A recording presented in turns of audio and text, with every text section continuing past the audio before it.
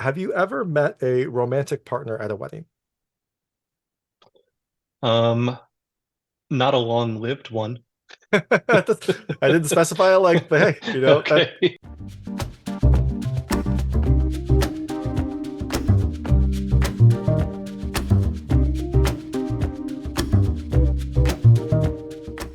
Hey everyone, it's David Stark from Watcher Pass. Today I'm talking to Peter Hutchings, the director of Which Brings Me to You, which comes to theaters on January 19th, 2024.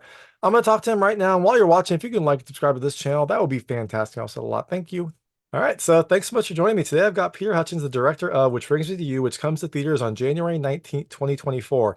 It is a rom-com that has two kind of unconventional potential lovers and some of the things that have happened in their love life that led them to this moment. It has a really fantastic cast and some interesting situations. I'm excited to talk to you, so thanks so much for joining. Thanks for having me. Of course. So, first question, can we do our thing really quick? I love you, I love you, I love you, I love you. If you haven't seen the movie, it's from the movie. I don't have a strange infatuation with Peter yet, but if you see the movie, you'll understand that line. Um, Oh, that's a good call out. Yeah, no Thank you. spoiler. Yeah, yeah. Yeah, well, I'm not gonna spoil it. You have to watch to know. Oh, I So love I that. assume this movie, which brings me to you, is a sequel to a previous movie you did, Then Came You, right? That kind of is a logical assumption from this film, right?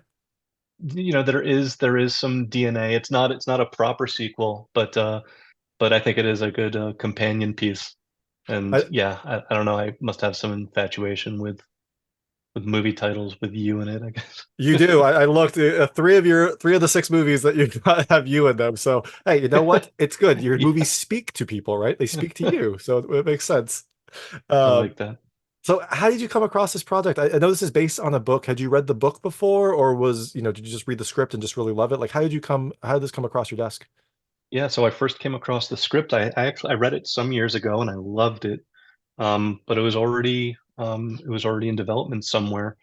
And so I kept tabs on it, and as soon as it became available, I jumped at it with the guys at BCDF Pictures who I did the hating game with. And we had just finished that movie, and Lucy and I were looking for something to do together. We wanted to work together again, and this was just, seemed like the perfect fit. So sent her the script, she loved it, and we got going.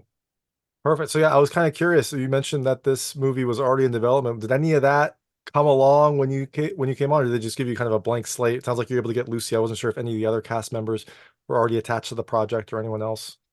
No, no, no, no. We started fresh, and I mean, it was such a good script that Keith had written, adapted from this wonderful book from Julianna Baggott and Steve Almond, and so it was an easy sell to get people on. That is awesome. Yeah, and I love that Yeah, Lucy was there. I really love the chemistry between Lucy and Nat. How did you get yeah. Nat involved in this? Had you worked with him before, or was he just kind of, someone that you saw and thought they might have a good chemistry together?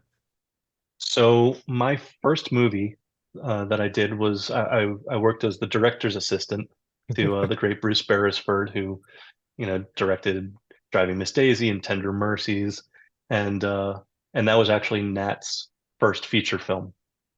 He was 15 at the time, and so I've known him for years, and we've wanted to work on something together, and this was just the perfect fit. That So is that is awesome. That yeah, is also like I love that you kind of like had that long journey. You kept tabs on each other as you yeah, both, progress in your careers. That's perfect. yeah, yeah. It's been such a pleasure watching his career develop and seeing what he's been up to over the past few years. Yeah, and I really loved his character. He was kind of like a mysterious, character. He played it perfectly, Yeah, and I also just yeah. loved the chemistry between the two of them. Did they like were they able to, I don't know, to have chemistry reads before, or did you just kind of get on set and just go and they hit it off perfectly?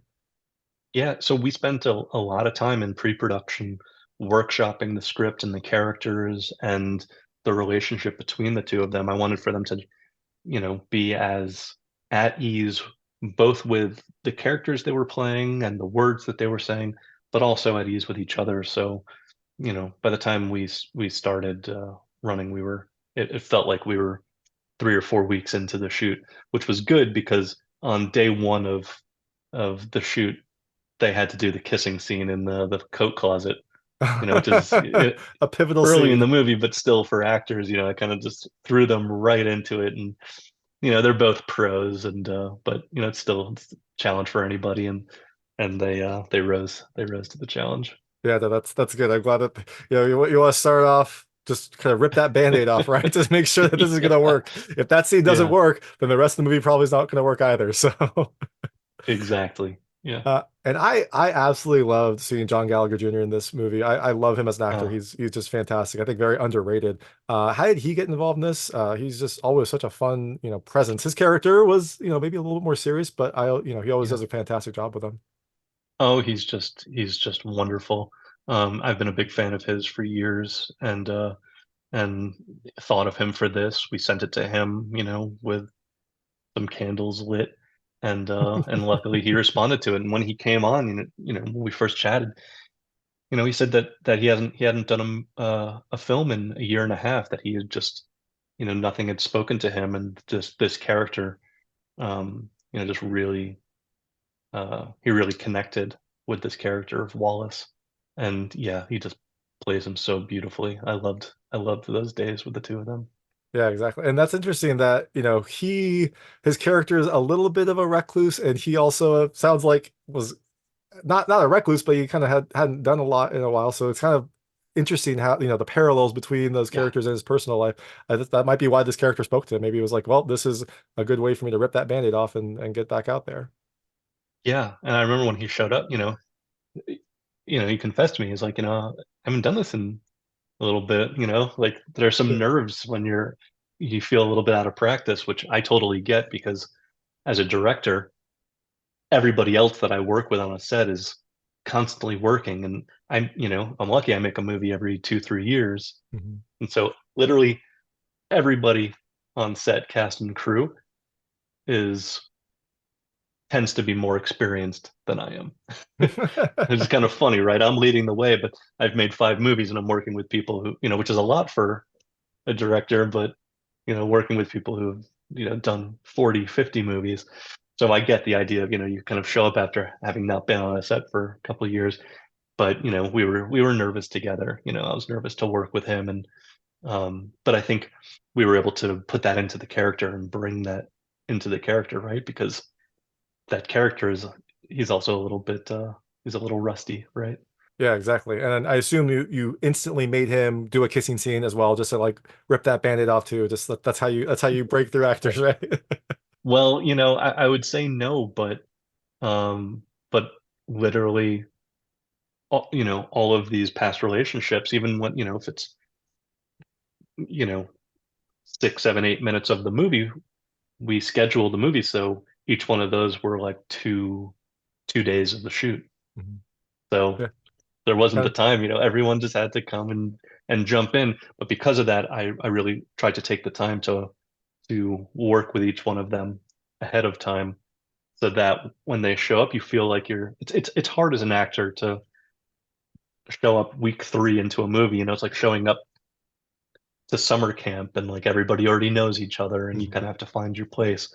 Yeah. So I want for, all the cast, when they're kind of showing up on day 17 out of 22, to feel right from the start like they're a part of the family. Yeah, exactly. Was this book always kind of set in like a beautiful beach location, or was this just an excuse for you to go and film at the beach for, a month or so and have a lovely, potentially cold, but lovely time? We shot it in September, October, so it was warm and then started to get chilly. Um, no, it was set there, and that was something that I wanted to boost. As I was scouting locations and looking for where to shoot this, I kept trying to find as much as possible that would be close to the water. That Mhm. was a really, really important to me, visually, thematically. So yeah, and something I've been thinking about recently is, I grew up, um, I first grew up on City Island, which is this little fishing village in the Bronx, Mhm. that, is kind of this little magical enclave. And then I grew up on Long Island Sound in Westchester. So I've always been close to the water in that sense. So it's really a part of my DNA. So it was important to bring that to the story. Yeah, exactly. And you can't beat like any scene that has some sort of sunset over the water. Like you can't beat that. Yeah, It's just the most beautiful thing yeah. you can have. So it was perfect. Have you ever seen Terrence Malick's Days of Heaven I have not, but I'll put it on my list. with Richard Gere? Beautiful film. And I can't remember exactly, but it's almost like the whole movie is shot at magic hour. So it's like they would just sit around during the day and then like, this 1 hour of the day shoot the movie. And there were days that felt like we were doing that on this because there will be like 10, 15-minute long sequences that are all set at sunset or sunrise. And so, we shot those over different days and we're just praying that they would cut together and the weather would cooperate.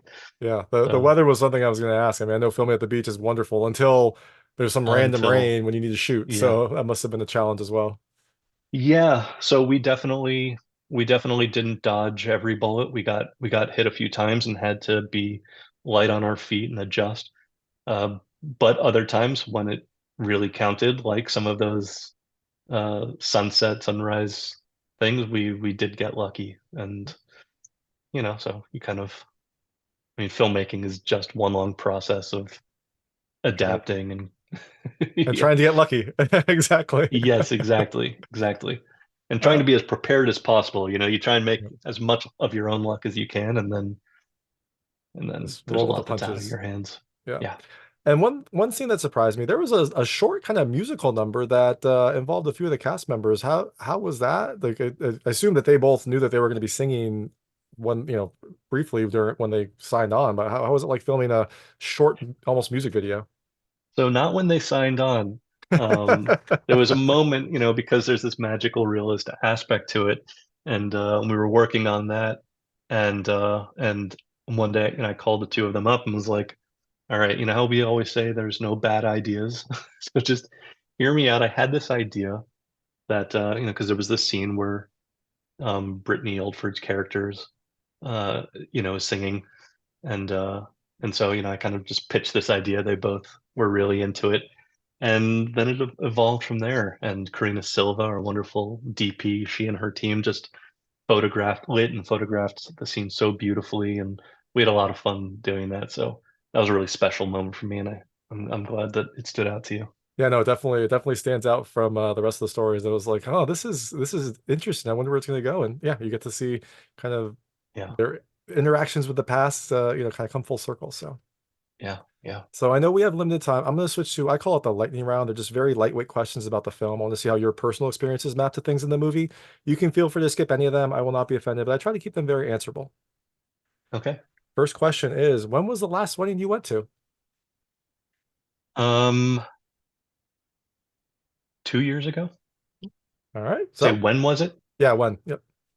Yeah, 2 years ago. Excellent. So yeah, you had it fresh in your mind maybe when you're making the I, film. I was working on this movie during last wedding season. Well, Yeah. yeah, so that's yeah, you're working on a wedding during the wedding season, so it makes sense. Yes. When was the last time that you were at the beach? Um, this summer. I, Oh, I love the beach. I love being near, especially the ocean. So I don't live by the ocean now, so I try and get there as often as I can. that makes perfect sense. I also try to get to the beach as often as I can. It's tough, but yeah, you definitely there's nothing like seeing the ocean and being on the Yeah. sand. So, Yeah. have you ever met a romantic partner at a wedding? Um, Not a long-lived one. I didn't specify a length, but hey, Okay. that's part of your research for this movie too, right? You Yes, were yeah, just, exactly. perfect. Uh, have you ever told anyone all of your relationship stories? Oh yeah.